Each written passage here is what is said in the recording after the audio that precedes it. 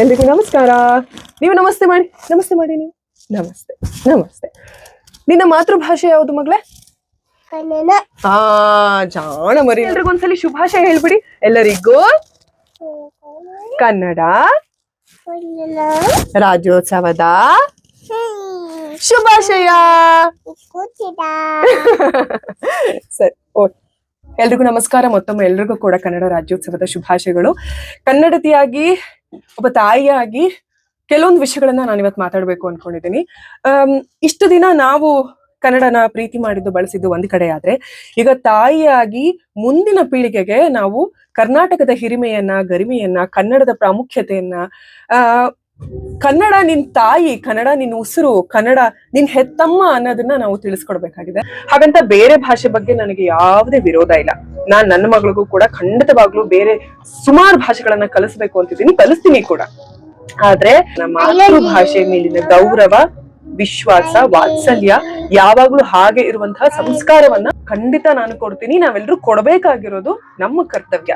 ಒಂದ್ ರೀತಿಯಲ್ಲಿ ಯೋಚಿಸೋದಾದ್ರೆ ನಾವು ಬೇರೆ ಭಾಷೆನ ಕಲಿಬೇಕು. ಕಲ್ತು ಇಡೀ ಪ್ರಪಂಚ ಏನ್ ಮಗಳೇ ಬರ್ತಿಲ್ಲ, ಎಲ್ಲ ಭಾಷೆಗಳನ್ನ ಕಲಿಬೇಕು, ಎಲ್ಲ ವಿದ್ಯೆಗಳನ್ನ ಕಲಿಬೇಕು, ಪ್ರಪಂಚದಾದ್ಯಂತ ಹೋಗಬೇಕು, ಹೆಸರು ಮಾಡಬೇಕು, ಸಾಧಿಸಬೇಕು. ಕೊನೆಯದಾಗಿ ಈ ಸಾಧಕ ಅಥವಾ ಸಾಧಕಿ ಯಾವೂರಪ್ಪ ನಿಂದು, ಯಾವೂರಮ್ಮ ನಿಂದು ಅಂತ ಹೇಳಿದಾಗ ಕರ್ನಾಟಕ ಅಂತ ಹೆಮ್ಮೆಯಿಂದ ಹೇಳಬೇಕು. ಕನ್ನಡ ನಾನು ಉಸಿರು ಅಂತ ಎದೆ ತಟ್ಕೊಂಡು ಹೇಳಬೇಕು. ಅದು ಬಿಟ್ಟು ಸುಮಾರು ನಾನು ಸಾಮಾಜಿಕ ಜಾಲತಾಣಗಳಲ್ಲಿ ಇತ್ತೀಚೆಗೆ ನೋಡ್ತೀನಿ, ಕನ್ನಡಿಗರು ನಾವು ಹೆಸರುವಾಸಿ ಆಗಿರೋದೇ ನಮ್ಮ ನಡೆ ನುಡಿಗೆ, ನಮ್ಮ ಸಂಸ್ಕಾರವಂತಿಕೆಯಿಂದ.